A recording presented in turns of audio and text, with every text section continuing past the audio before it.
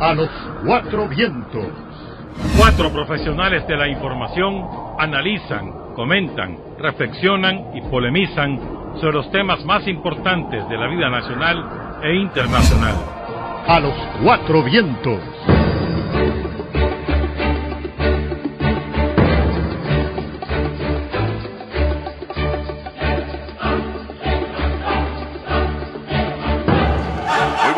Amigas, amigos que sintonizan a esta hora a los cuatro vientos. Estamos en Radio La Primerísima, en Extra Plus y en RTV, también para quienes siguen a través de la televisión, y retransmite Radio Caribe en la región autónoma del Caribe Norte, para quienes también nos escuchan por ese lado. Muy buenos días para todos, buenos días para Tirsa, para Javier, William. Buenos días. Placer, como siempre. Un fin de semana bastante seco después de una semana bien lluviosa. Semana que dejó en el Pacífico, pero sí, sobre todo en el Caribe. Sobre todo en el Caribe, con principalmente el Caribe Sur, que ha sido el más afectado, aunque también estamos revisando y el Caribe Norte tiene sus afectaciones, pero principalmente el Caribe Sur es donde más daño ha causado la lluvia, con el desborde de ríos, la incomunicación de varias comunidades, casas anegadas, y abnegadas familias que se decidieron autoevacuarse, ¿no? En Puerto Príncipe es donde más afectado. Bueno, zonas de Nueva Guinea, el Ayote, San Carlos, que se inundó toda la parte del malecón, el río San Juan, el Rama, ¿no? Decíamos, el Prinzapolca, que ha crecido considerablemente. Pero ese caso de Puerto Príncipe endémico. Sí, es increíble. Me estaba contando una compañera que trabaja aquí con nosotros, que su familia vive en Puerto Príncipe, que han perdido 3, 4, 5 veces todas sus cosas. Es la ubicación del pueblo, es una calle larga, el río pasa llevándose todo. ¿Por qué no se marchan? Es que esa es la pregunta. Siempre lo he preguntado, ¿y por qué no se van? No se van. Bueno, nosotros lo podemos decir muy fácil desde aquí, ¿verdad? No irse de ahí, o sea, subir como sucedió en el Rama después del Joan, ¿te acordás? Sí. Pero ese caso yo creo que deberían de estudiarlo, pues, de revisarlo y darle alguna alternativa a la familia, porque pierden todo. O sea, ahí ve vacas, camas, casas, absolutamente todo. Y algunos lo que están haciendo es un segundo piso, cuando ya empieza a subir el río, pasan todas las cosas arriba, pues, no es vida. O como hacen los misquitos, que con zancos. Sí. Eso pasa en Prinzapolca. El año pasado se inundó, en julio del año pasado, y ahorita está a punto de inundarse. Fin de semana. A la Micamba y Prinzapolca. Y ahí las casas son de 2 pisos, pues eso aprendieron por herencia milenaria, de que las casas en esa zona hay que hacerlas. Y vivir en el segundo piso y abajo es vacío. Exactamente. Pero ya están inundándose. Ineter dijo este fin de semana que estábamos afectados por una nube de polvo del desierto del Sahara. Esto es habitual para esta fecha. Fue siempre finales de julio, principios de agosto. Y se supone que mañana es 25, ¿no? Mañana entra otra nube. Y eso impide la formación de nubes de lluvia, y queda la nube de polvo, y a veces afecta incluso sobre todo a los asmáticos, ¿no? Aparte del Caribe Norte, donde siempre es más afectada, pero salió ya la nube, salió ayer, y mañana que debe entrar la segunda nube de polvo del Sahara. Le llaman calima en Canarias, por cierto, la calima, que allá es mucho más fuerte, ¿no? Ya se siente al respirar. O sea que de África nos llegan los huracanes. Y ahora esta nube. Sí. Un año que fue muy fuerte, recuerdo que en Managua se sentía. Pero bueno. Y no es que no tenga efecto, lo que pasa es que son tan mínimos a veces que no lo sentimos. Pero lógicamente el ambiente, el aire pierde calidad, se enrarece. Sí. ¿Te afecta la piel? También. Bueno, habitualmente hablamos de deporte para arrancar el programa. ¿De qué vas a hablar? Felicitar aquí a los seguidores de los Dantos por porque los Dantos son los primeros en clasificarse ya para los cuartos de final de la Liga Germán Pumares. ¿Cómo salió Jaycee Ramírez ayer? Ganó, ¿verdad? No, el sábado sí ganó su 9ª victoria. Sí. Estuvo bien, no fue su mejor partido, ha tenido partidos brillantes, pero ganó, ya tiene 9-8. Y Erasmo ya lleva 3 juegos consecutivos que retira en orden. No, en orden no. Perfecto, además perfecto. Sí. Eso son las galerías que tenemos. Chelo sigue lesionado, ¿no? Se supone que esta semana lo suben. Y andaba el rumor de que ¿cómo se llama el titular? Mustaka. Que va para los Medias Rojas de Boston. Que eso le abre un poquito la posibilidad a él, pero si batea. Yo creo que ya pueden titular también México eliminado de la Copa Oro. Sí, ¿verdad? Ayer tuve que apagar ESPN y buenísimo. Pero es que no aguanta a los locutores mexicanos. Pero es que ESPN y Fox son total y absolutamente mexicanos. Lo que nosotros vemos es el mexicano, sí. Que es una torturita. Es una tortura, no una torturita. Fíjate que nosotros ayer estábamos hablando de que queríamos que Jamaica hiciera algo por la patria. Sí. Está bueno. Para ubicarlo. Ojalá que le gane a los gringos también. Sí. O sea, México y Nicaragua fueron eliminados de la Copa. Podemos titular así, no fallamos, ¿verdad? Pues nosotros no teníamos mucho. Lo que pasa es que los mexicanos creen que ya pueden jugar en los niveles de la excelencia del fútbol mundial. Pero acuérdate que son más mediáticos.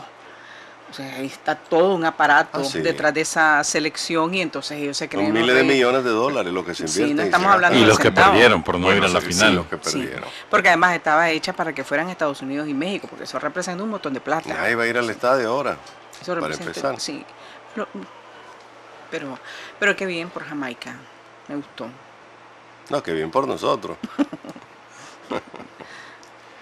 Bueno, accidentes de tránsito, hacíamos un rápido echábamos un rápido vistazo a la cantidad de accidentes de tránsito ocurridos durante toda la semana pasada, especialmente durante el fin de semana. Según los cálculos de William, hay más de 15 motociclistas involucrados en accidentes de tránsito. Muertos. La mayoría fueron en moto. Sí. Por peatones, la niña de Chinandega. La señora que la atropelló otra moto, una carretera norte. Era que iba para la iglesia, creo, algo así. Sí. Y después un motociclista que ha muerto los dos, el pasajero y conductor, por ejemplo, el de la Barra Brava, Marlon Reyes, que murió con su esposa. Hay un mister Mundo que se estrelló en el paso de desnivel. Que se estrelló. 2 amigos que viven ahí, que ahí quedaron. El caso del estudiante de medicina que regresaba para su casa, supuestamente, ¿no? Sí. Bueno, pero también venía de un bar y también se estrelló. En la suburbana. En la suburbana, en Estelí, en Matagalpa. Es que, digo, o sea, yo conté más de 10 seguros. Creo que son alrededor de 15, pero más de 10 seguros. Motociclistas fallecidos en accidentes de tránsito. Y generalmente solos, Digo, solo decir que por sí mismo, el de Estelí fue que se derrapó y se mató. Y así, pues. Ahora, 2 cisternas involucradas en accidentes de tránsito, la de Chinandega y la de Iriamba, ¿no? Y la de Iriamba relacionada con transporte público, colectivo. Se paró el interlocal, dice, de repente no se metió en la bahía y eso hizo que perdiera el control. Pero hay que ver la velocidad que tenía la cisterna para perder el control también. Claro. Lo mismo en el caso de Chinandega. Pero eso es un mal de los buceros, de los buceros, de Managua y de los interlocales. Detenerse en cualquier lado. Sí, y de repente, pues, que eso a vos te hace... No solo de los buceros, también los taxistas se te detienen en cualquier lado. Por eso, pero estamos hablando de la carretera. De bahía y de donde hay bahía. En la carretera eso es normal. Y si efectivamente venís a alta velocidad... Ahora, ¿qué hacer con los motociclistas? Estoy hablando en términos generales, porque básicamente se han convertido en los grandes productores de accidentes, ¿verdad? No conozco las estadísticas actuales, pues cuántos accidentes de moto se producen al día, pero cada vez que hay un informe policial que es relacionado con este tema, los motociclistas encabezan el renglón de cantidad de accidentes y ahora mortalidad. Pero estaban compitiendo, hasta hace algunas semanas estaban compitiendo con los automóviles. Lo que es absurdo, porque hay mucho menos motos que sí, que pero estos últimos días, sobre todo este fin de semana, ha sido terrible con las motos. Yo siento que ha bajado un poco la campaña que se venía haciendo desde los medios de comunicación, desde la misma policía, desde las autoridades del gobierno. Yo siento eso, que se ha bajado y como que eso también te relaja. Presencia policial hay. Te digo, me consta porque estuve el viernes, vi bastante policías en la noche, cono, deteniendo gente y bueno, pues te da... Y hay una cosa buena de la policía, que lo reportaron aquí varios oyentes en el programa de Omar García en las mañanas, que me gustaría mencionarlo, no fue esta semana, fue la semana pasada y se me olvidó decirlo el lunes pasado, y es que dos oyentes lo dijeron. A mí me paró un policía en no sé qué lugar. Dice, yo había salido hacía 2 cuadras de mi casa y no me había puesto todavía el cinturón de seguridad. Me detuvo el policía, me regañó, pero no me multó, pero me regañó. Y yo le agradecí que no sé cuánto. Y otro que lo mismo, que parece que iba a exceso de velocidad, lo paró el policía, lo regaña también y no lo multa. Y tampoco me pidió mordida, decían los dos. Es decir, me parece que eso es buenísimo, pues eso, o sea, ayuda, eso realmente educa, pues. Y creo que el regañado se siente tan regañado que realmente la piensa después. O sea, me parece que esa es la línea correcta. Pues. Que te baja, te persuade sí. Y haces las cosas correctas. Pero te digo, de presencia policial, al menos en la ciudad, había. O hay ya viernes, sábado, hay bastante presencia de la policía, pero creo que hay que subirle un poco más al tema de los accidentes, a la campaña de prevención, porque fue terrible lo de eso, y son jóvenes, que además esa es la otra parte de esta historia trágica de los accidentes, la mayoría son jóvenes, y eso es un golpe terrible pues para una familia, un chavalo. Cerramos junio, es decir, ya hace 24 días, y se reportaban más de 18.000 accidentes y cerca de 550 muertos acumulados en el 2017 en los primeros 6 meses del año. Es bastante. Sí, que es bastante. Debemos andar cerca de los 600. Creo que hace 3-4 años más o menos era la cifra anual, 600, 800. Prácticamente vamos a duplicar esa cifra de continuar ese ritmo, correcto, sí. Sí. Y hacen falta días fuertes. Navidad. Septiembre, Días patrios también. Managua con las fiestas de agosto, que son también un problema. Bastante problema. Sí. Y arrancaron las fiestas agostinas, pues, ayer. Sin sorpresa con la mayordoma. Pero porque esperaba sorpresa si era la alcaldesa. Pero es que tradicionalmente, no necesariamente tiene que tradicionalmente a los alcaldes se les nombra mayordomo. Eso es una cosa normal. No es nada extraordinario. Sí. Bueno, arrancaron las fiestas agostinas con el lema con Santo Domingo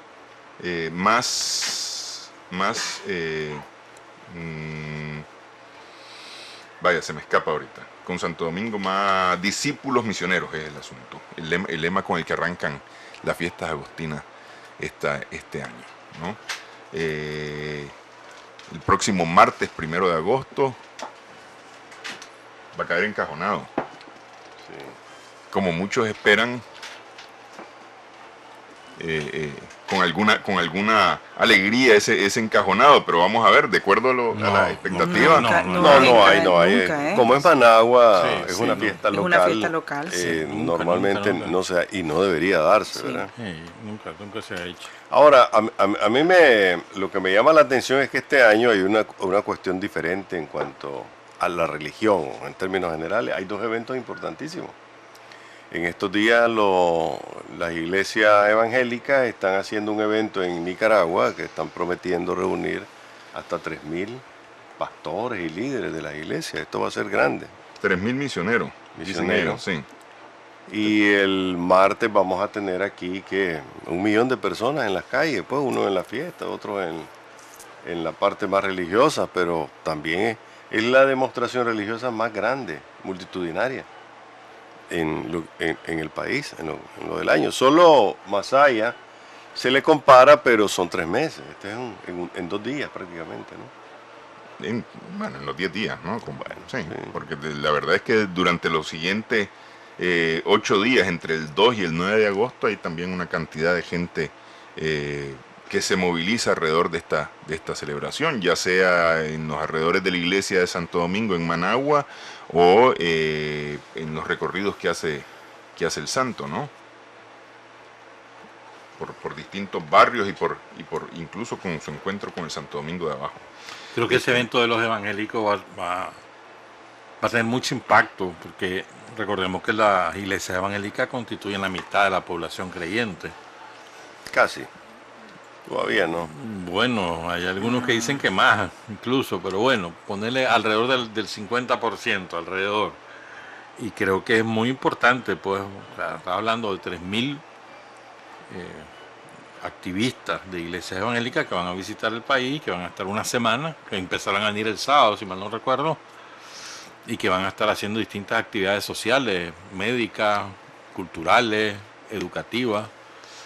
Había algunas quejas ahí de que les habían negado estadios y no sé qué, pero después se aclaró de que lo único es el permiso en las escuelas, pero es que tampoco una semana va a dar permiso para eso, pues tampoco es así. Pues. Sí, porque es que la idea que estos tenían era ocupar escuelas, es decir, ya habían planificado ocupar escuelas para poder dar los servicios que vienen a dar estos 3.000 misioneros, porque los 3.000 misioneros no vienen a pasear, pues vienen a dar estos servicios de los que estabas hablando.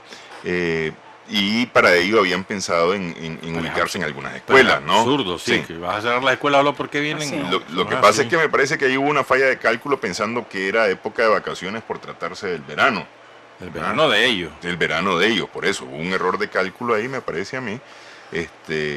Pero efectivamente, pues en el tema de las concentraciones, porque no es una única concentración, no solamente va a ser van a ser, entiendo yo, 12 concentraciones. Las que van a ver, y ya eso en Managua el próximo sábado aquí en no, todas van a ser el mismo sábado, porque el evento se llama Un Día, Una Nación, sí. ¿No? Entonces todo se va a realizar el sábado 29 al mismo tiempo, el cierre al mismo tiempo en 12 lugares distintos de Nicaragua. Me dicen que este es el tercer evento que se realiza de este tipo. ¿En Nicaragua no? No, el tercero que se realiza de este tipo. Hubo uno en República Dominicana, otro en Panamá, si no me equivoco, y este en Nicaragua. Un Día, Una Nación es como ellos lo bautizaron. Bueno, antes de entrar a los temas gruesos, subió el precio del combustible nuevamente, de forma inexplicable, ya... como que alguna vez ha habido explicación. No, pues, pero es que es decir, la verdad es que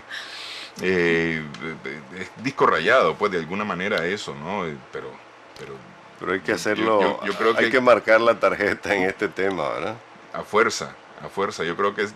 porque el viernes, si seguimos la pauta con la que hemos analizado esto, ¿verdad? El precio del petróleo continúa en 45, 47...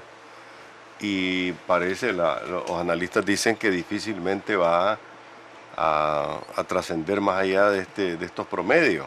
Ni siquiera 50. No, ni siquiera 50. Entonces, esto sí, porque las perspectivas de 60 ya dejaron de ser perspectivas. Sí. Esto te hace prever dos cosas. Creo que César Zamora lo había adelantado hace algunos días, que el búnker se mantenga en unos rangos que no justifiquen un incremento de energía. Ojalá, ¿verdad? Ojalá. Pero bajo esa lógica también, ¿por qué no está subiendo la gasolina? No tiene una explicación. Pero bueno, hay que marcar la tarjeta y sentar nuestra preocupación por estas cosas, ¿no? Y ojalá alguien más se preocupe y busquemos cómo hacer algo, ¿no? Porque al final todos salimos afectados, porque esto te sube los taxistas, eso es lo que aprovechan para decirte, subió el combustible, entonces sube la tarifa del taxi. Todo. Sí. Todo. Sube el diésel, sube la comida, sube... Y es una buena justificación para que le suban a todo, ¿no? Así es. ¿Qué es lo que ocurre? Lo que me ha llamado la atención es que Managua prácticamente está invadida de ventas ambulantes o esquineras de queso, de crema, de todos los derivados lácteos. Y es que Yo creo que los productores mismos, bueno, los productores y también mucha gente que está desempleada y aprovecha la oportunidad, están trayendo sus productos para lograr salir de ellos y recuperar algo de su inversión. Pues me parece, digo, el queso está a 30 pesos, hasta 25 encontrás la libra de queso fresco o de queso seco. No, el queso seco un poco más caro. Increíble era lo del queso seco. Hace 30 años el queso seco era el queso de los pobres, y era el más baratieri. Y el queso de crema era el queso exquisito, pues, y ahora el queso seco es el más caro. Cómo dan vuelta los hábitos de consumo, pero lo que quiero decir es que me parece que es una correcta decisión de los queseros o de los productores de lácteos. Pues. Yo no sé si lo están haciendo ellos directamente, que creo que no, pero sí hay mucha gente que está aprovechando para vender por todos lados el queso, porque está barato, pues todo el mundo compra queso ahora. Pero creo que en el noticiero de la 1 de la tarde, en miércoles o jueves, pasaron una entrevista aquí con alguien que dijo que en Camoapa, en las comunidades de Camoapa rurales, estaba a 2 pesos y 4 pesos el litro de leche. Una productora. Una productora, ¿verdad? Una productora. Pero si Camoapa está ¿cuánto? ¿Menos de 100 kilómetros? No, un poco más. Como 120 kilómetros. 120, pues. Está ahí nomás. Y la otra cosa que decía el diputado Douglas Alemán, que también es ganadero, es que ellos están buscando, porque esa es la otra cosa que tienen que hacer. Es decir, siempre ha sido uno de los sectores como más atrasados, por distintas razones, pero atrasado. Entonces que ellos están buscando cómo darle valor agregado a la producción de leche, pues cómo producir ellos sus propios quesos, su propia mantequilla, un montón de cosas. Eso significa recursos económicos, para ya no depender de las... Pero ese cuento lo venimos oyendo. Sí, por eso te digo que ese es un sector atrasado. Yo me acuerdo que durante la revolución en los 80 se hablaba de industrializar la producción. Digo, me acuerdo aquel proyecto lechero de Chiltepe, el de Matiguá, desde entonces. Es que ese es el punto. O sea, siempre van a vivir con la misma angustia, la industria láctea que te compra barato, que tenés que botar la leche o que simulás que botas ahí para llamar la atención y seguís en la misma. Llega este periodo, te botan el precio, los otros están importando leche en polvo y ellos están ahogándose. Yo creo que... Y es precisamente eso. Y se quejaba, Douglas Alemán se quejó de de eso, sí. Yo te digo una cosa, realmente después de tanto tiempo, independientemente del periodo de gobierno que ha estado, ponerle del 80 para acá, el campo no ha dado un salto realmente importante hacia la industrialización, y uno se pregunta, 40 años después, ¿por qué? A ver, el café sigue saliendo en grano, ¿verdad? No sale en latas, no sale en bolsas, como debería estar saliendo, y ahora pues... Eso es que el café nicaragüense se ocupa para mezclas. Dependiendo de cuál. Hasta ahora que están metiendo el tema de la tasa de la excelencia que se está utilizando. Pero es mínimo el consumo. El gran problema es mínimo. Sí, no, por eso. Pero el gran problema es que no existe la marca. O Nicaragua no ha logrado explotarse como marca en el tema de los cafés. Yo te repito, por ejemplo, los europeos, los norteamericanos, general, el consumo masivo, no estamos hablando del consumo familiar especializado, sino el consumo masivo del café son mezclas. Nicaragua, de todo tipo. El café nicaragüense llegó a tener una gran fama porque cultivaba de los arábigos suaves. O sea, estábamos en la élite. Pero para mezclarse, nunca para consumirse por sí solo. Es que de repente empezaron a meter que el caturra, empezaron a meter esos cafés de baja altura, el Robusta, que son... ¿Y quién es el que promovió eso? Una industria muy sólida que se llama café soluble. El café soluble, el café instantáneo, es el café proveniente de mezcla de café barato, que es extraordinario. Incluso el café molido, Javier, en Europa lo que se consume es mezcla, no el consumo familiar, el consumo en las cafeterías, que es el consumo masivo. Pero te cuento una cosa, Starbucks, la cadena más prestigiosa,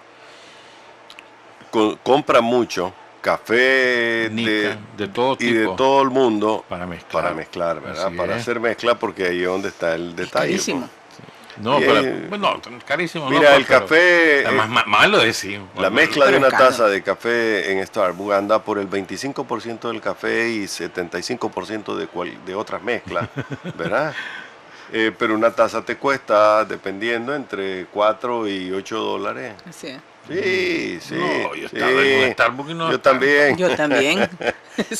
Y dependiendo de lo que pidas, te puede costar eso. Y el tamaño y la también cantidad. si aquí pedí, aquí en la casa del café o en la Flores, esos son salvajes, como aquí como te cobran, como $4 una taza, ¿no? Una tacita así, hombre. Y de nuevo, ahí escuché a la productora hablar de que, bueno, que van a ver cómo hacen inversiones en el campo para la maduración del queso, o alquilar o invertir en frigoríficos para la leche, y ese cuento ya tiene medio siglo. Sí. Bueno, hablando ¿Por qué no lo hacen? Hablando con la gente de Canixlac justamente tiene un proyecto, en teoría, para iniciar el próximo año con el tema de la maduración de quesos, empezar a trabajar maduración de quesos con los productores. Lo que pasa es que ese es un proyecto efectivamente caro de alguna manera.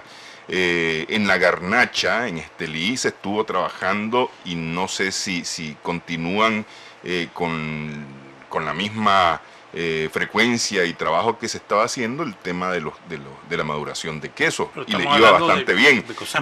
Por eso, ahí estaba esa experiencia pues de la Garnacha.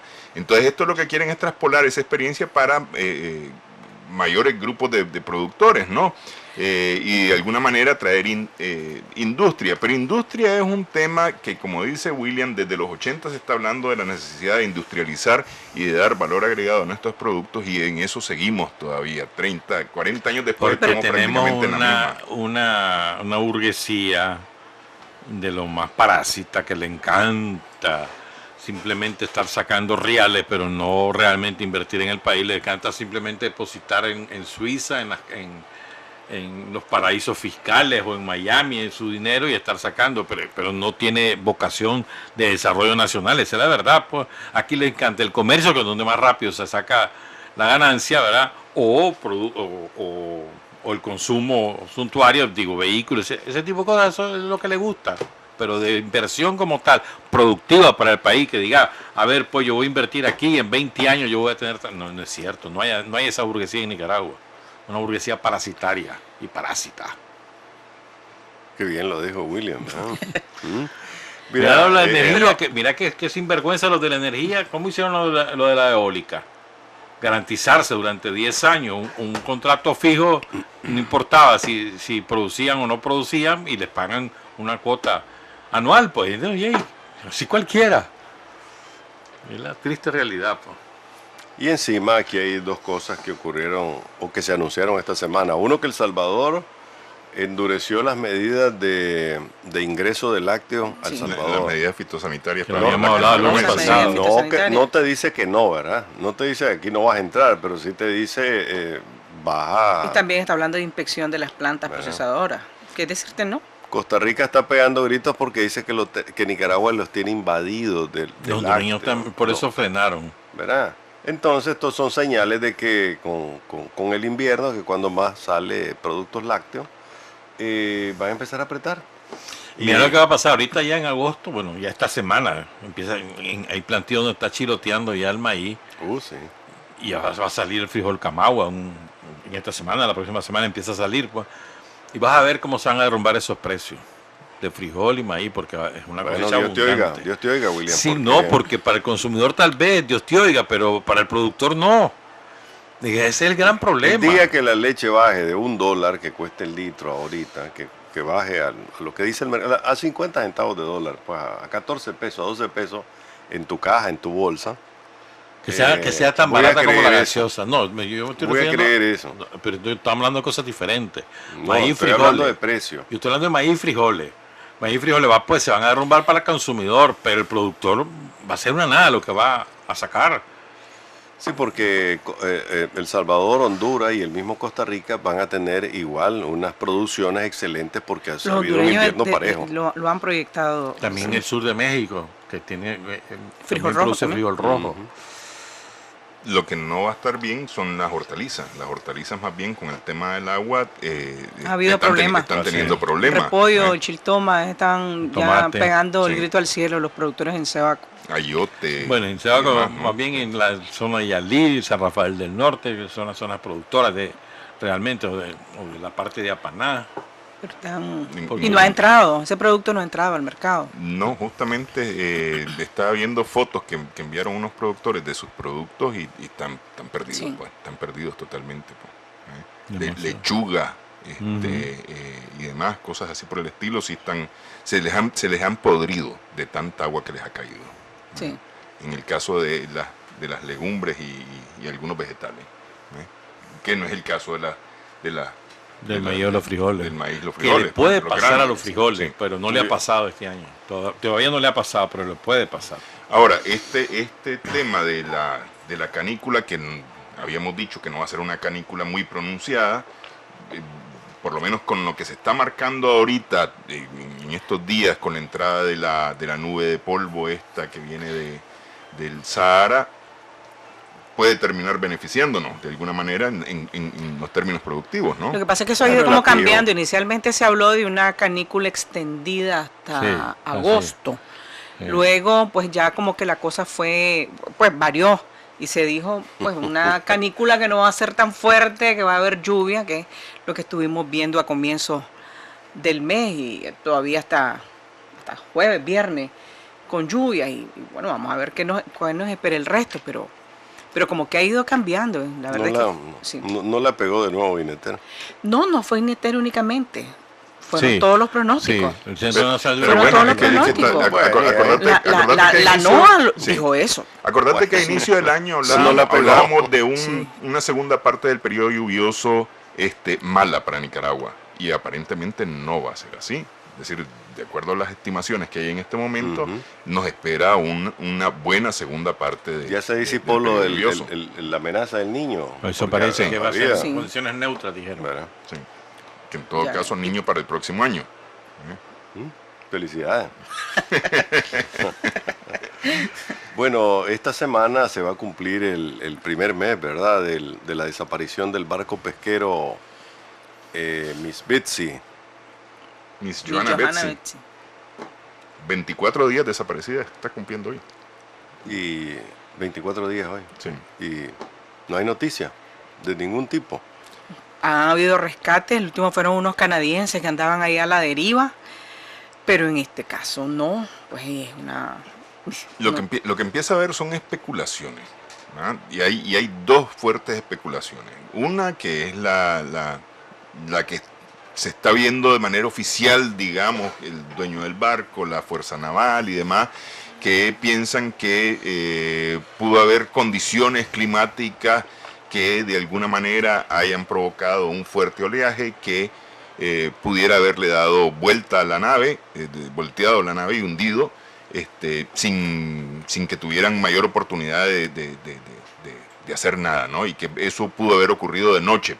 Esa es una hipótesis que se está manejando. Sin embargo, los familiares empezaron a manejar una hipótesis y la han manifestado públicamente a través de varios medios que la nave podría estar secuestrada. Con lo que la Fuerza Naval dice, esa es una opción, pero no tenemos ningún indicio de que eso pudo haber ocurrido. Y ahí no aparecieron las partes del barco ahí en Costa Rica. Eso es una hipótesis absurda. Pues, una esperanza de la familia. Pero no. Sí. Bueno. Que 30 días después, casi un mes después, alguna señal. Pero las señales son lo que está diciendo William y lo que se ha encontrado. Lo que pasa es que, si nos ponemos un poquito en los zapatos y en el sentimiento de la familia, pues vos crees que estás en una islita ahí todavía con un poquito de agua o que puedan estar secuestrados, lo que sea, o que andan a la deriva. Pues es una cosa que es un derecho de la familia tener ese sentimiento y esa esperanza, pero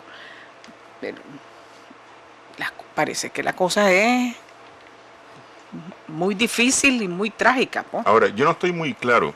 ¿Ha continuado con la misma fuerza la búsqueda? Es decir, continúa Estados Unidos, Costa Rica, Honduras, Colombia, Nicaragua. Oficialmente no han dicho nada. No se ha dicho nada. Oficialmente no se ha dicho absoluta. No hemos suspendido, no ya Estados Unidos o los colombianos, los hondureños ya dejaron, no se ha dicho nada. Porque es decir, con esa búsqueda tan intensa, que no haya ningún tipo de señales, más bien preocupante, ¿no? De alguna manera, pues, es decir, si estuvieran... Salieron los buzos, 40 buzos. Aunque fuera humo, vieran por algún lado. Y además se hablaba del tema, porque eso en la hipótesis de que se hubiera hundido, dicen que una señal del hundimiento es justamente aceite o combustible, mancha de aceite o combustible sobre el agua, en la zona del hundimiento. Dicen que todavía no han encontrado eso tampoco.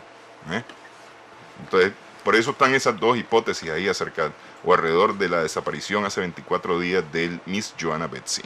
¿Hubo o no lavado de plata en los bancos del país con el caso de esto? De Sinibaldi. De Alejandro Sinibaldi, el ministro de Transporte. Ex candidato a la presidencia del Partido Patriota. De Guatemala, y de Julio Ligorría, que fue el embajador y secretario de Comunicaciones de Otto Pérez Molina. La banca salió inmediatamente y ha seguido reiterando que no hubo un solo lavado de dólar lavado, ¿no? Porque allá te lo reportan salido e ingresado a Nicaragua. A algún lugar vino en Nicaragua. Pero te digo, sí, pues en beneficio de eso, la CICIG no es muy informativa, o sea, no ha sido muy claro en cuanto no ha sido específico a la cantidad de dinero que supuestamente salió, pero la CICIG sí dice que salió dinero. Y salió a Nicaragua. Y también dice que de hace 3 meses pidieron información a Nicaragua y que no la han recibido. Efectivamente, ¿verdad? Pero es que ahí está la clave del asunto. Ahí está el detalle, dijo sí, Cantinflas. Porque no has recibido colaboración, ¿por qué? No tenés mayor información, ¿por qué? No ha sido toda la banca la que se ha pronunciado. Ahora te voy a decir una cosa, ¿no te llama la atención a vos que aquí hay unos edificios fastuosos que se han hecho últimamente en Nicaragua, que han sido inaugurados con toda la pompa y que están vacíos? Y no uno, repartos por también. Eso, sí. O sea, vacíos. Los bancos están llenos de casas recuperadas también que nadie pagó, y aquí hay varias burbujas que se están desinflando. Una de ellas la venta de vehículos y la otra es el tema de la construcción en grande, ¿no? Ya se está desinflando, las tasas de interés están volviéndose más duras en el sistema financiero, o sea, los préstamos los están endureciendo. Una señal importante es que Andiva o las distribuidoras de vehículos hicieron lo que llaman ferias en casa ahora. Ya no hicieron las ferias enormes, alquilaron el patio que está junto al edificio Pela. Son ferias mentirosas, ¿sí? Porque te dicen que están en rebaja y es mentira, la hora no es así. No, pero es que además ellos mismos mismos dijeron... Lo que me llama la atención es que no hicieron un evento como eso, sino que cada quien en su propia distribuidora de vehículos dijo que iba a bajarle los precios. Y realmente cuando llega, sí, te cuesta eso, pero es lo básico. O sea, que eres esto, y el precio real, el precio original. Pero ellos mismos también dijeron que ha habido una disminución en la venta de los vehículos por los requisitos que te están poniendo ahora los bancos. Tienen un argumento. Las aseguradoras. Sí, no, sí. Que sí, Por eso el argumento fue el tema de los accidentes, que está vinculado a las aseguradoras. Entonces eso ha hecho que se venda menos. Sobre todo lo que han bajado en la venta son los carros chiquitos. Pero que es lo que la gente está optando para en lugar de que la eran moto. Los más baratos. ¿Se están desinflando estas burbujas o no? La burbuja de la venta de vehículos, que era hace 2 años, era imparable. Porque tenía que ver con los requisitos que eran más flexibles, prácticamente te lo llegaban a dejar a tu casa. Pero mucha gente que dejó de pagarlo, muchos carros que han regresado, los ha tomado los bancos y tiene resultados. Pero sí, la construcción parece que tiene se está desinflando. Pero hay por lo menos 5 grandes edificios en esta Managua, y se supone que modernísimos, no sé cuánto, y están vacíos. Sí, aquí tenés que está por plazas la uni. Comerciales vacías. Y se siguen construyendo. Hay una que fue bastante fastuosa su inauguración. Sí, tiene establecimiento, pero no tiene clientes. A ver, la que está frente hay por lo menos dos. Frente a la rotonda de la Centroamérica que acaban de inaugurar. Ajá. Tiene un desarrollo lento por lo que veo. 5 establecimientos nada más. El tipo está vacío. Cerca de la uni está el edificio más ambicioso de apartamentos y más caro que se ha construido en el país. está vacío, solo hay 2 o 3, nada más que han comprado. Pero las plazas comerciales, la de Lindavista, la de Santa Fe, ¿cómo es? La Fe, allá en la suburbana, al comenzar la suburbana. Después, hay otras que... Las de Barricada, donde estaban Barricada, a propósito, mañana se cumpliría un aniversario de Barricada, 25 de julio, ¿verdad? Ahí se construyó y pues, nunca supimos en qué terminaron, a quién le quedaron los terrenos de Barricada y cómo ahora pues están albergando una primera torre. Pues ahí me da risa, pues torre es el edificio de 101 pisos de Taipei, pues torre es la Chrysler de Nueva York, aquí le decimos torre a 6 pisos, pero está bien, pues en nuestro ambiente está bien. Ahí se está construyendo una torre de edificio y está planificada otra, ¿verdad? Pero tampoco le veo mucho movimiento, no sé quién está comprando, alquilando. Es decir, estamos asistiendo a un Mercado Oriental 2, a lo que le pasó al Mercado Oriental 2. Me parece que más bien los cálculos fueron más ambiciosos que lo que el mercado al final está determinando en cuanto a estos edificios. Pero también, volviendo al punto inicial, nosotros a veces o quieren hacernos creer que nosotros no podemos ser permeables pues al narcotráfico, al crimen organizado, al lavado de dinero, pues no, pero somos perfectos. Eso es mentira. Somos buenos defendiendo eso, pero no somos perfectos. Sí. Entonces no es cierto. Y debe de haber realmente una mayor preocupación por este tipo de cosas, porque son obvias además. Son obvias, pues están ahí. Hay muchas, vuelvo a encontrar pequeñas placitas comerciales por donde quiera vacías. Con mínima información que tengas, sabes que ahí hay algo anormal. O aquel reparto que está allá por la Rotonda La Virgen. Vacío y además furiosa la gente porque le dijeron una cosa y salieron con otra. Igual. Nuevo Horizonte, una cosa así se llama. Pero bueno. Sí, da la impresión de que Nicaragua no puede estar exenta. A ver, Nicaragua ha tenido por muchos factores una ventaja en relación a otros países, inclusive Costa Rica ahora. La ausencia de crimen organizado al estilo pandilleril. Costa Rica hoy está pegando el grito al cielo porque no solo hay 3, 4, 5 crímenes por razones de droga, vinculados a la droga y a las maras, sino porque ya descubrieron que los mareros están saltando sobre Nicaragua y se están anidando en Costa Rica. Nicaragua ha tenido por alguna razón esa ventaja, a pesar de que yo pienso que la policía ha perdido mucho contacto con la base, la gente, ¿no? Les voy a contar algo que pasó la semana pasada ahí frente a mi casa. No sé si ya lo conté, la verdad. Sí. Sí, ¿verdad? Bueno, el hecho de que, por ejemplo, la reacción de la policía a una llamada de emergencia tarde 45 minutos, eso te dice de que su capacidad de respuesta frente a los problemas es pequeña todavía. Entonces, por alguna razón estamos fuera de, o no han podido instalarse las maras en Nicaragua, lo cual es una ventaja. Pero no podemos decir eso también de la migración de capitales sucios. Claro. No podemos decir, porque la UAF es una unidad muy pequeña, me parece que debe dotársele de más capacidad, ¿verdad? Que es justamente evitar que eso ocurra, que Nicaragua se convierta en un polo de lavado de dinero. Y ya se hubiera pronunciado también la superintendencia de bancos. Por eso te decía que no toda la banca se pronunció.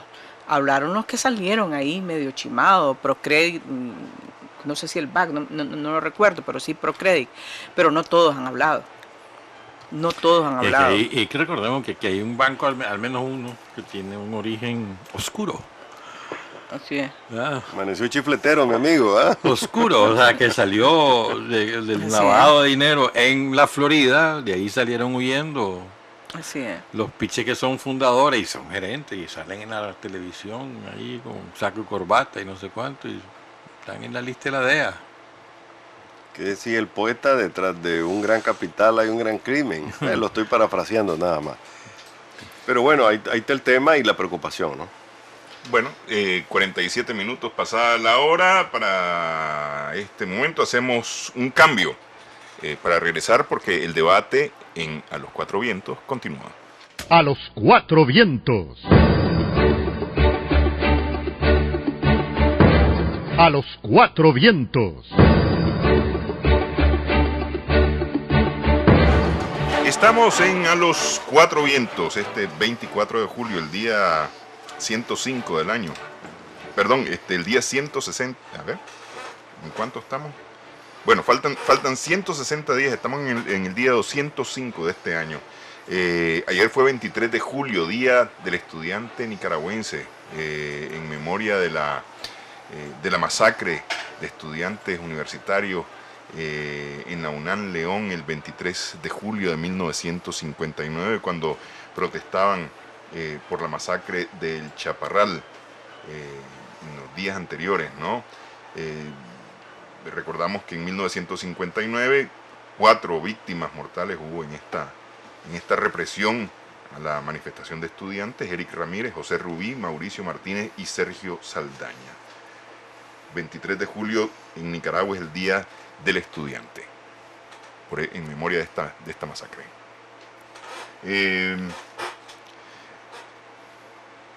Jorge García Vargas es un habitante de Las Brisas que en diciembre del año pasado, cuando estaba siendo asaltada su casa, disparó contra uno de los asaltantes matándolo. La semana pasada un jurado de conciencia lo encontró culpable de la muerte de esta persona, Francisco Altamirano Hernández.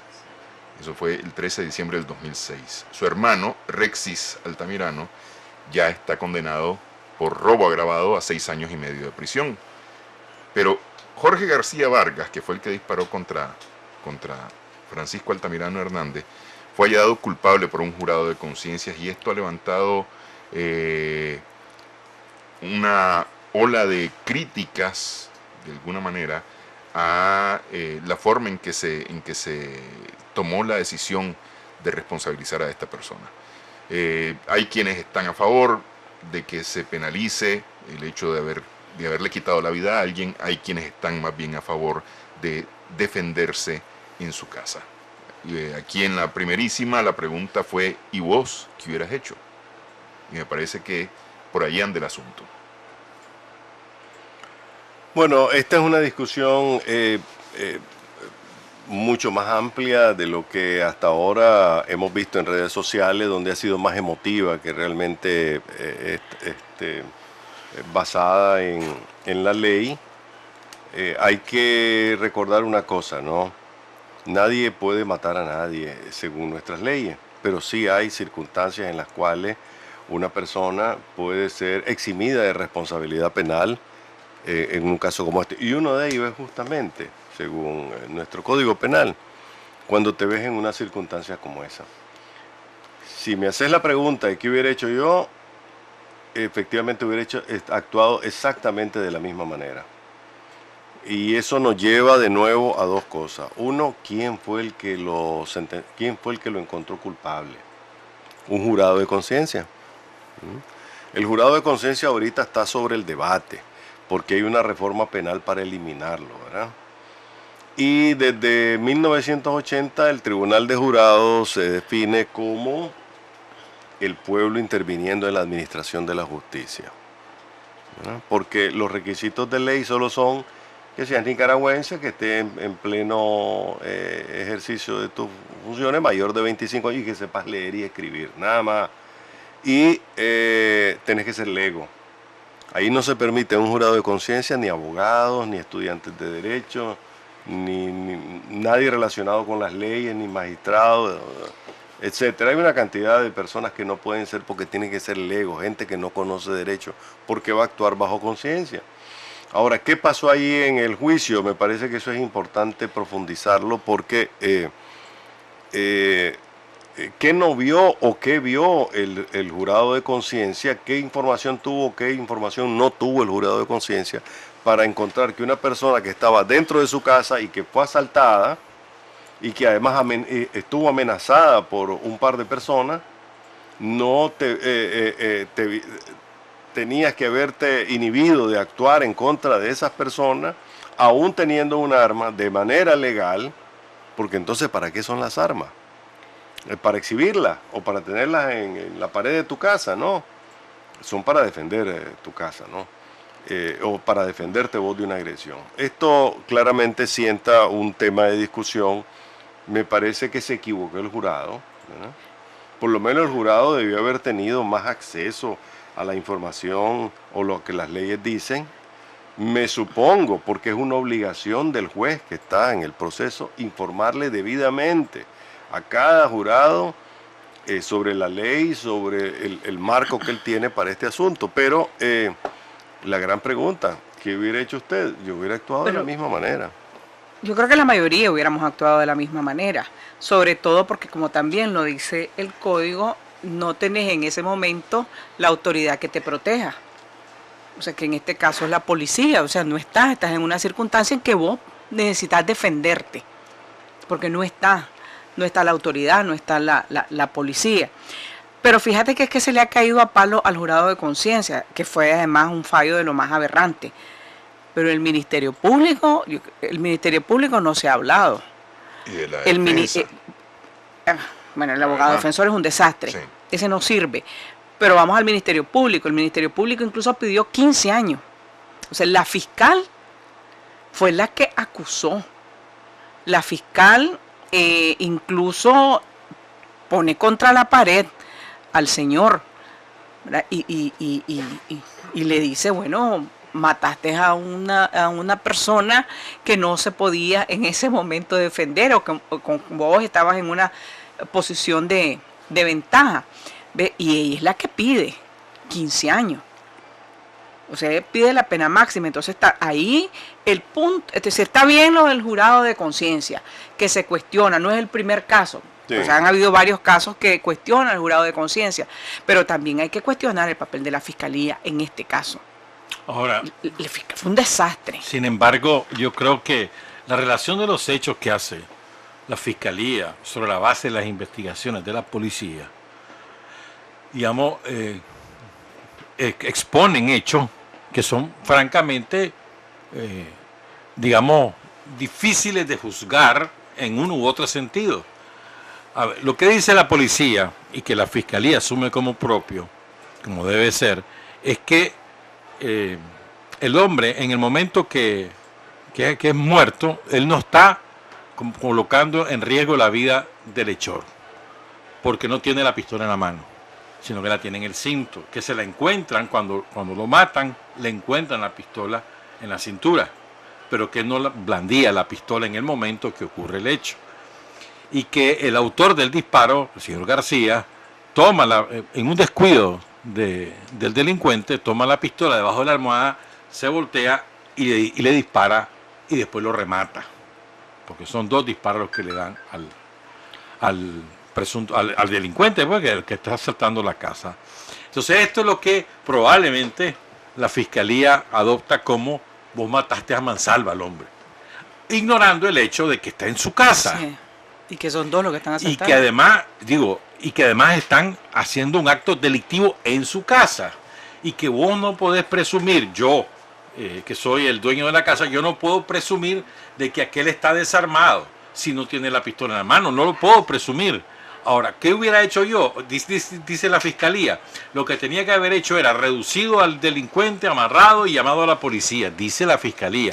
Pero es que en esas circunstancias, ¿quién tiene la sangre fría para actuar de esa manera?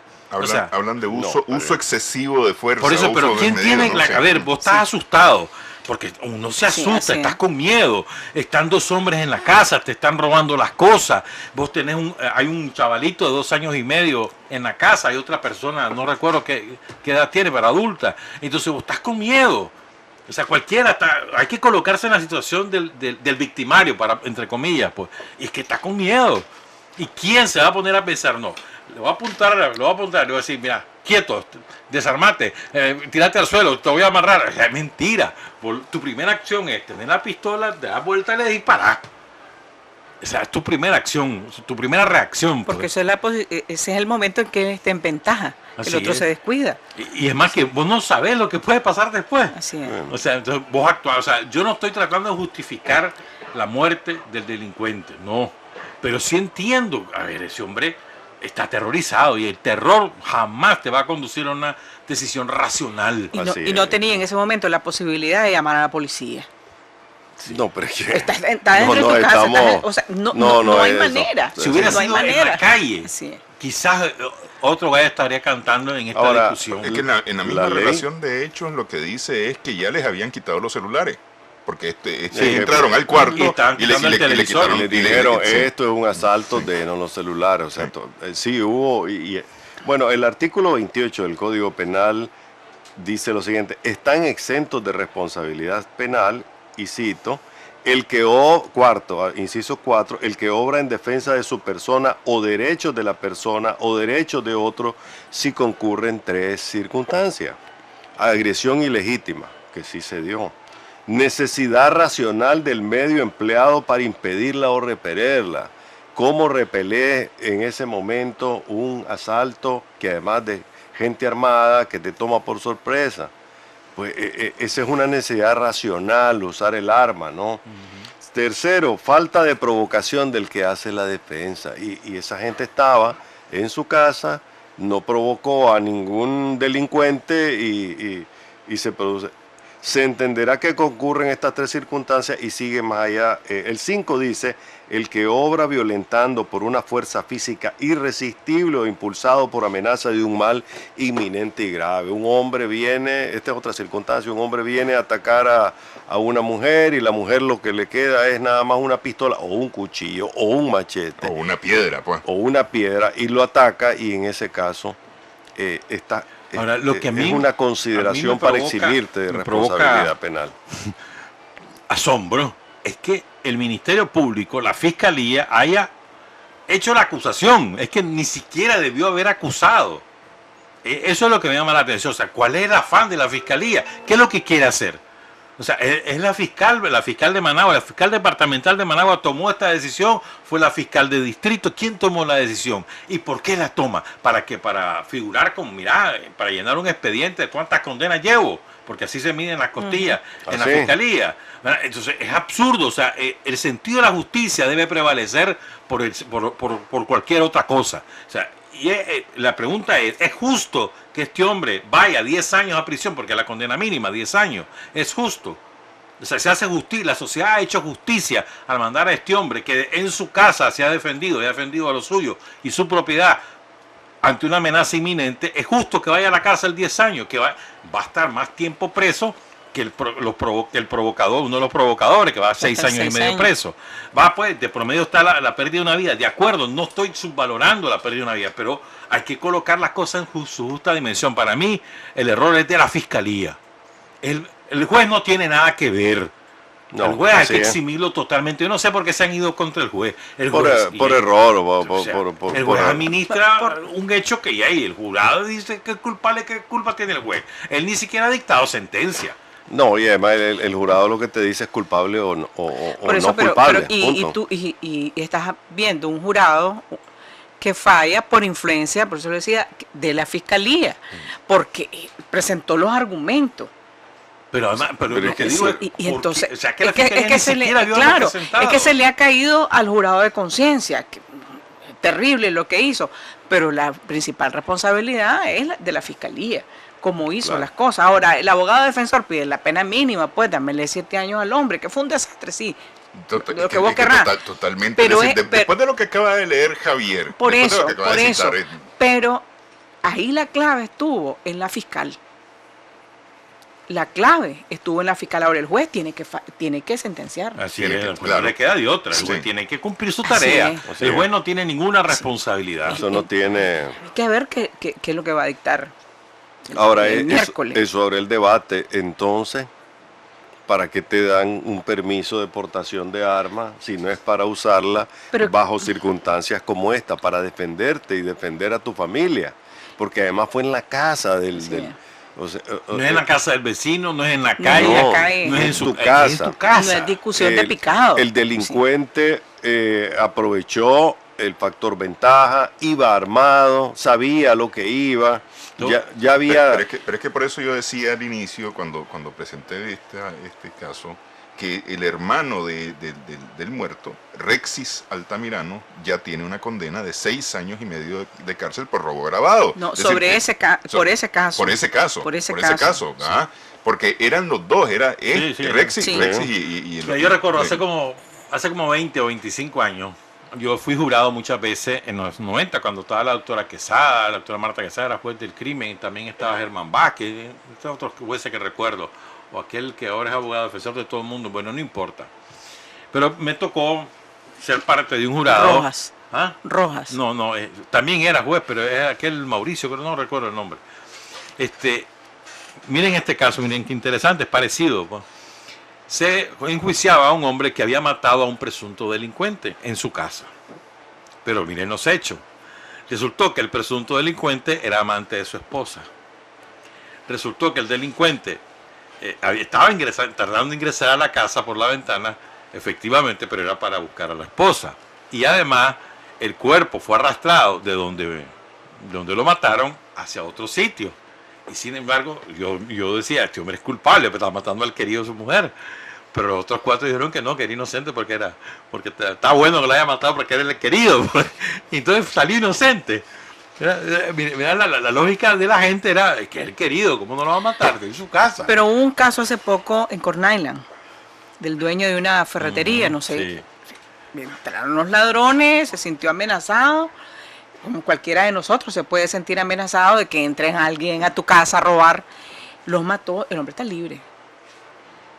Mira, es que esto pone en cuestión el tema de tu autoseguridad, es decir, cómo vas a defenderte vos y a la familia en determinadas circunstancias, sobre todo en un país y Managua en donde el delito de robo está creciendo y el robo con intimidación está creciendo, lo vemos a diario o lo vemos semanal en los informes de la policía y de lo que conocemos, es decir, ¿por qué te blindas en tu casa, pues? En tu casa te blindas, pones muros altos, pones serpentinas, vidrio. Pones vidrio y ahora cercas eléctricas. Y ahí está anunciado por todos lados, cercas eléctricas. Es decir, si alguien escala ese muro y de repente lo toca la corriente eléctrica y se muere por alguna circunstancia, lo vas a acusar al dueño de la casa por haberlo matado, por haber instalado un sistema de seguridad para tu protección y que alguien violó. Yo recuerdo que una vez un policía me dijo, porque yo en mi casa hemos sido víctimas 2 o 3 veces de robo, ¿no? Con escalamiento. Mire, me dice, si usted va a dispararle a alguien, le hago una recomendación. Si lo hace fuera de la puerta de su casa, écheselo a tuto y métalo dentro de la casa. Ese va a ser el atenuante para que usted... lo hizo en el borde de la broma y el consejo, porque es cierto. Si vos lo matás de la puerta para afuera, ya eso es un homicidio y te van a procesar por homicidio como en este caso. Pero de la puerta para adentro, se suponía hasta ahora que vos tenías el derecho, todo el derecho del mundo de defender tu casa contra el que violar. Claro, a menos que encontrara a alguien que de repente, al estilo del caso de William, lo encontrara dentro de tu casa y te diga, es que me equivoqué de casa. Perdone, yo pensé que estaba entrando a la casa del vecino. A menos que se dé una circunstancia como esa, entonces vos le metes un plomazo porque lo encontraste en tu casa, que es más discutible el tema. Pero estos son 2 ladrones armados, que además te dicen, estamos en un asalto y se empiezan a llevarse las cosas. Y no es cualquier ladroncito, ¿verdad? Que se te mete y te lleva una cazuela. Está hablando de gente que, según las versiones de los vecinos y todo eso, andaba en vehículo. O sea, andaban en vehículo y ya tenían como un rosario, pues, de delitos. Y estás hablando de gente que no... El que entra a robar a tu casa, que llega con vehículo, entra a robar y anda a pistola, está dispuesto a matarte. Exactamente. Está dispuesto a matarte. No, y aunque no le veas la pistola, así es. Vos no podés... Más que presumir de que te pueden matar. Es que si lo encontrás a un tipo que está a medianoche en tu casa y de pronto le buenas noches, disculpe, ¿qué hace usted en la sala de mi casa? Por el amor de Dios, ¿verdad? Sí, yo creo que esto es un mal mensaje para la ciudadanía y sobre todo aquellos que realmente están protegiendo o haciendo el esfuerzo, la inversión de proteger tu casa, incluyendo la compra de un arma, que te autoriza la DAEN. para que portes un arma, no para que andes matando gente, pero sí para que te defendas vos y defendas a tu familia, y que además para que recibas un arma pasás por tienes que llenar determinados requisitos que te hacen lo suficientemente responsable como para que lleves esa arma. O sea, a mí me gustaría saber si esa fiscal se hubiera visto en la misma, ¿cómo se llama la fiscal? No recuerdo ahorita. Si la fiscal tuviese la misma situación en su casa, a ver qué ella hubiera hecho ella, ¿verdad? O sea, o el marido de ella, pues, a ver, lo llega a asaltar 2 hombres, vos estás en tu casa y además están tus hijas, y a lo mejor los hombres hasta te quieren violar a una de tus hijas o a vos misma, fiscal. Entonces, ¿qué hubieras hecho? Sí, pues ni modo, espérate que voy a llamar a la policía a ver qué. Es absurdo. Mira, o sea, para mí el mensaje equivocado lo da el Ministerio Público, la Fiscalía. Aquí hay otras tecnologías para defenderte en caso de un asalto o una cosa menor, que son los sprays de pimienta, que no son muy populares en el país, ¿verdad? Y en segundo lugar, las pistolas eléctricas, ¿verdad? Que tal vez algunos las tendrán. A mí me parece que si la policía quiere... Eso solo te sirve en el cuerpo a cuerpo. Por eso, pues, alguien te quiere robar el carro, o te quiere robar los anteojos, lo que sea, pero la autoridad debería promover, esto es cosa de negocios, pues, pero realmente debería instruir mejor a la población sobre qué hacer en casos determinados.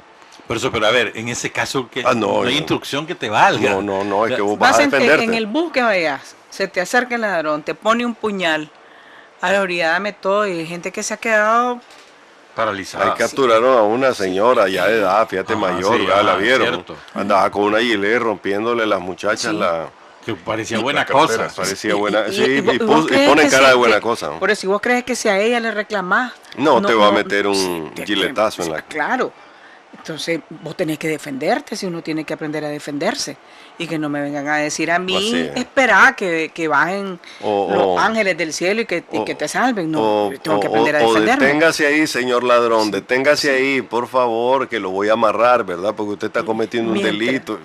Mientras viene la policía. Entonces hay que llamar a la autoridad y que llegue y aquí te lo entrego. No. Pero está como el caso de Nagarote, no sé si lo recuerdan, hace como 10 días. Ahora, si el ladrón se reduce, si él te ve que está con una policía. En Nagarote asaltan un taller, ¿verdad? Se llevan las cosas, unos motocicleros de los caponeros persiguen a los ladrones, capturan a uno, lo amarran, lo llevan al taller, llaman a la policía, más de 1 hora y no llegaba la policía. Más de 1 hora. Entonces, los mismos caponeros decían, hey, aquí, si hubiera sido un pleito, dice, por mujer, de queridad, pues lo dijeron de otra manera más vulgar, aquí hubiera estado la policía en 10 minutos, pero como es un caso grave, no vienen. Bueno, pero ahí está el caso que ponía Javier, que él llamó y era gente que se estaba agarrando los machetazos. No, pero estamos hablando de un caso donde capturan al delincuente y la policía no llega. Tardó más de 1 hora, finalmente llegó. En un pueblo como Nagarote, que no me digas que es una gran ciudad. O sea, digo, también a veces vos haces lo correcto y tampoco te ayudan a fortalecer lo correcto. Ahora, lo que conocemos hasta ahora del caso es un hecho muy claro, pues ahí no hay ninguna duda de lo que pudo haber pasado, es decir, no sé, ¿me entendés? No hay duda, entonces no entiendo por qué se actúa. Ahora, el jurado de conciencia tiene la mayor responsabilidad en este caso, pero es inapelable ahora, ¿verdad? Para mí la mayor responsabilidad es de la Fiscalía. ¿Cómo presentó los hechos? Primero que nunca debió haberlo hecho. Y después el VAR lo hace, pero es que lo hace de una manera tan cruda que deja al victimario, al que se defiende, lo deja como el peor de los seres humanos. Qué barbaridad, un hombre indefenso, lo mataste, lo remataste, qué bárbaro. Es que tenías que haber llamado a la policía. No, mataste a un pobre ladrón que no había sacado su pistola. Ajá, sí. Eso es lo que dice. Ese es el mensaje. Ahora, el tribunal de jurado, ese abogado defensor, yo no sé cuál habrá sido su discurso, su argumento frente al jurado, pero evidentemente no sirve el pobre abogado porque que busque otro oficio. Sí, el tribunal de jurado se debe influenciar por la Fiscalía, evidentemente. La gran pregunta es la que se hizo, puede decir, ¿qué hubieran hecho ustedes en su situación? Al revés, parece que la Fiscalía les dijo, pobre ladrón, pónganse ustedes que uno de sus hijos se fue a robar y le gustaría que se lo matara. Así lo puso la fiscalía. Casi. Ahí en las redes sociales empezó a correr una solicitud para pedirle a la fiscalía que desista de esto, ¿no? Pero no hay manera. Pero no. Sí, no, había ahí ya, por lo menos anoche faltaban 200 y pico de firmas para llegar a las 7.000. El juez tiene que sentenciar, y ahí lo que cabe, tengo entendido, es una revisión en la sala penal. En la sala penal, ya, el tribunal de apelaciones, de Managua. Tiene que seguir el procedimiento, pues hay que buscar. Lo más sensato es mandarlo a su casa como está ahorita. Pero él nunca no ha pasado un solo día en prisión. Pero además es que hablabas de una parte está a favor y otra está en contra. La mayoría, inmensa mayoría de la gente. Yo he leído también argumentos defendiendo al pero la inmensa mayoría de las personas está molesta. Está por todos los argumentos que hemos dado. Lo que se equivocan es el blanco. Primero, el juez no tiene nada que ver. Segundo, el tribunal del jurado tiene responsabilidad. Sí, no, hermano. Depende en cómo le presenten. ¿Qué fue lo que escuchó el jurado? Sí. Si no escuchó lo que estamos hablando. Y además el jurado escuchó al Estado acusándote. Así es. Y además que. y no escuchó la defensa defendiendo, me parece a mí. Me suena a mí, me da esa impresión que decir por qué. Porque es decir, ahí la defensa, con todo lo que hemos dicho nosotros, que no somos abogados. Bueno, Javier sí. Bueno, Javier, pues. Pero. Bueno, Javier, muchas gracias. Defenderte. Ya te entendí. Te vulgariaron, qué barbaridad. Totalmente. ¿No? Bueno, ojalá que esto permita una discusión más sana y más profunda ahora que están las reformas penales ahí, para ver qué es lo que se debe, qué es lo que hay que tocar para darle más protección al ciudadano que decide protegerse, valga la redundancia, ¿no? Yo creo que esa es una institución que hay que mejorar. En Estados Unidos se volvió un problema porque la Asociación del Rifle es una institución poderosa porque defiende el derecho de los ciudadanos a portar armas. Y a usarlas. Y a usarlas, por supuesto. Y en Nicaragua, esos cazan migrantes. Y eso cazan... de todo, pero bueno. De todo. En el caso de nuestro... yo más bien promovería la autodefensa, que el ciudadano se dé la mejor defensa que pueda de su familia, porque es él, es su familia, es él, ¿verdad? Y no con mensajes confusos como este, ¿no? Ahora, extrapolar esto a que esto justifica desaparecer los jurados, por eso es que digo que escuchó el jurado. El jurado no toma la decisión preconcebida porque conoce los hechos de antemano, no. ¿Qué les pusieron al jurado? Y el jurado toma la decisión sobre uno que escucha, ¿verdad? Es decir, según los hechos que le relatan, la manera como se lo relaten, y si además no hay defensa eficaz, pues entonces lo va a poner, va a dar el fallo como este, atropellado como este. No estoy diciendo que pobrecito los del jurado, pero tiene menor responsabilidad que la de la fiscalía. Yo insisto, para mí la fiscalía es la principal responsable, 90% de responsabilidad la tiene la fiscalía. Así es. 18 minutos pasada la hora, estamos en A los Cuatro Vientos. Usted nos puede seguir también en las redes sociales, estamos en Facebook, en Twitter y en YouTube también. Puede ver el programa en YouTube, puede escuchar el programa también entrando al sitio web de Radio La Primerísima. Antes de pasar a otra cosa, quería nada más bronce. Ganó Nicaragua en las Olimpiadas Matemáticas, en las Olimpiadas Internacionales Matemáticas en Río de Janeiro, Brasil. Mauricio Antonio Gutiérrez Rodríguez, de 17 años, logró obtener bronce para Nicaragua, y 2 nicaragüenses más que estaban con él obtuvieron mención especial o mención de honor. La Academia Sabatina de Jóvenes Talentos, que es la que ha impulsado esto en Nicaragua, ha logrado en los últimos años 8 medallas de oro, 40 de plata y 120 de bronce, además de 131 menciones de honor en eventos regionales e internacionales. Me parece a mí que es muy importante, ¿no? Este domingo es la constituyente en Venezuela. Y habrá que ver cómo resulta, pues. Está muy convulso Venezuela. Sí. Terrible.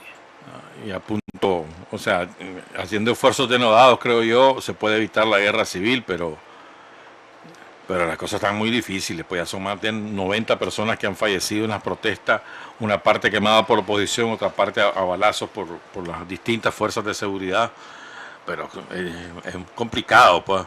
Ahora, a mí me llama la atención una cosa, pues la semana pasada hubo convocatoria a huelga, ¿no?, de la oposición.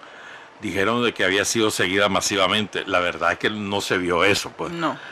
Y han convocado esta semana para 2 días de huelga, habrá que ver si lo logran, pues, y Fedecámara, una parte de Fedecámara convocó a que todo el mundo regrese a trabajar.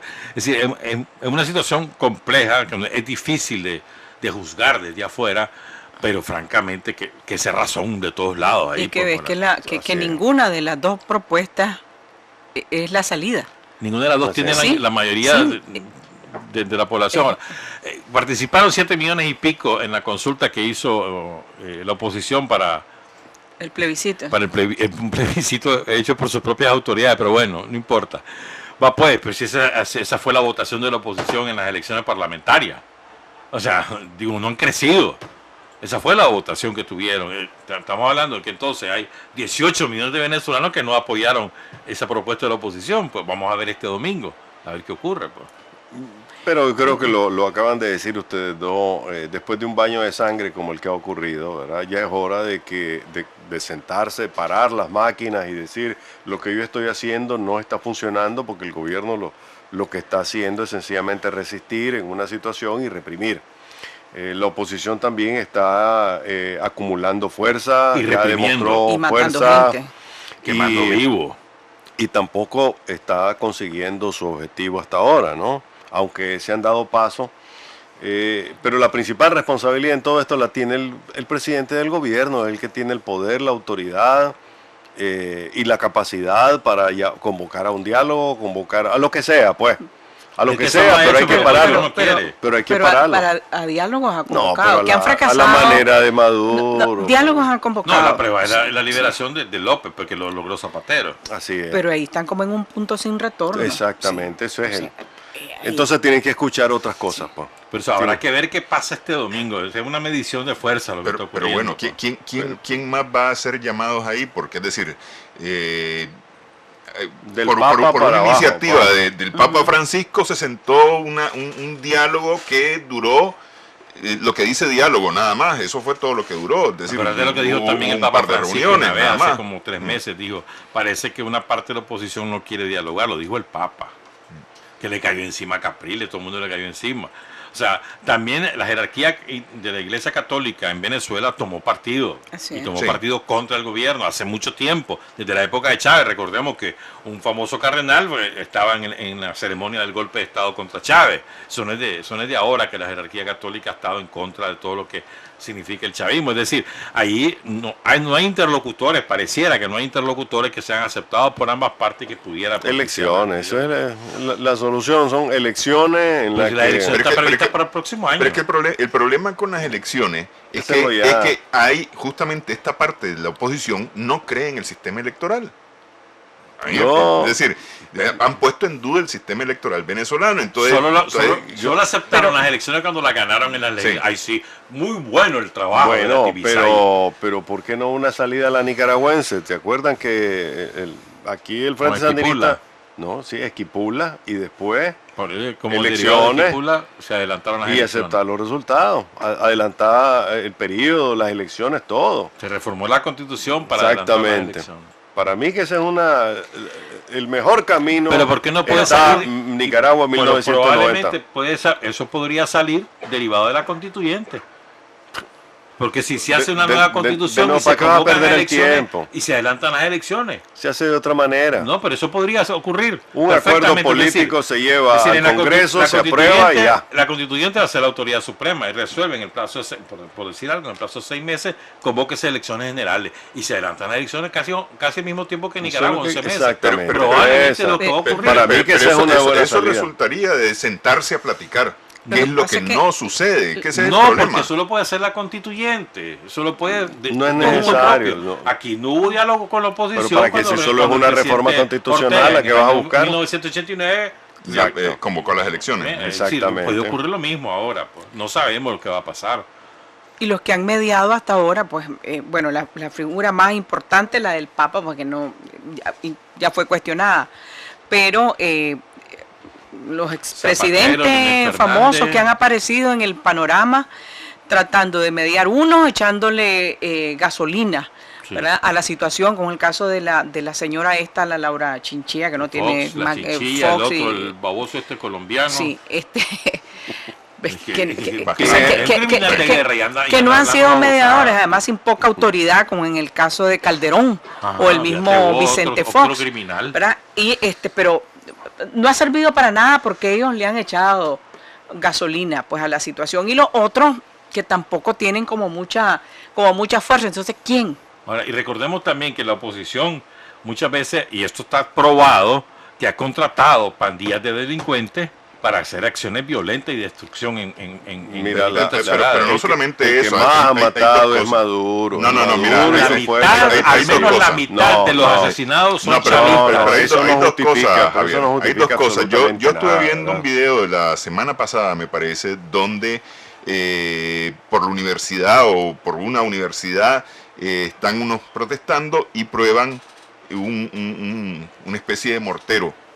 Cae, no hace mayor cosa, una pequeña explosión y luego una enorme explosión. Y al día siguiente atacan un convoy de la policía en una situación similar donde no habían manifestantes aparentemente cerca. Nada, pero hubo una pequeña explosión y luego la gran explosión que hirió a varios motorizados, por un lado. Y luego me llama la atención que en uno de los periódicos aquí en Nicaragua, no recuerdo en cuál, aparecen manifestantes, ¿verdad?, con un fusil de guerra.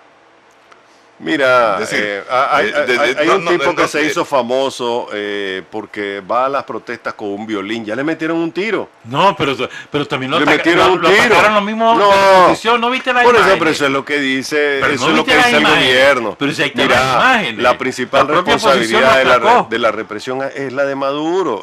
Y Maduro está resistiendo en una posición en que ya no va a poder más.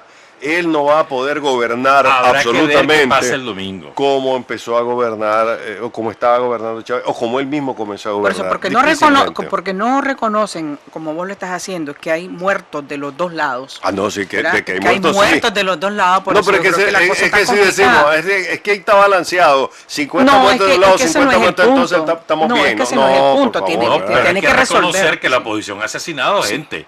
Ha quemado viva gente. Ha quemado chavistas. Ha sido terrible, Javier. Han clinchado y los han desnudado y amarrado a árboles. ¿Por qué no has visto todo eso? No estoy defendiendo eso, sí he visto. Y además no lo hacen los riquitos de la oposición, contratan gente que lo haga. Por eso ahí están las fotos de los agentes de policía con pistola en mano abriendo fuego sobre la manifestación. Sí, eso no, yo no estoy diciendo que no. Lo que se tiene que resolver. No hay que santificar a la oposición, que son que también ellos han actuado criminalmente contra gente indefensa. No estoy hablando contra policías o contra soldados, contra gente civil. No son mansas palomas tampoco, son mansas palomas. Sí. Pero eso no quita el tema que la crisis está y que Maduro está reprimiendo. Muy difícil, y que los otros están matando. ¿Te fijas que no nos ponemos de acuerdo aquí tampoco? No, sí estuvimos de acuerdo en que una solución a la nicaragüense me parece más rápido y más efectivo. Claro que si aceptan ellos. El debate continúa en A los Cuatro Vientos. Nos escuchamos el próximo lunes.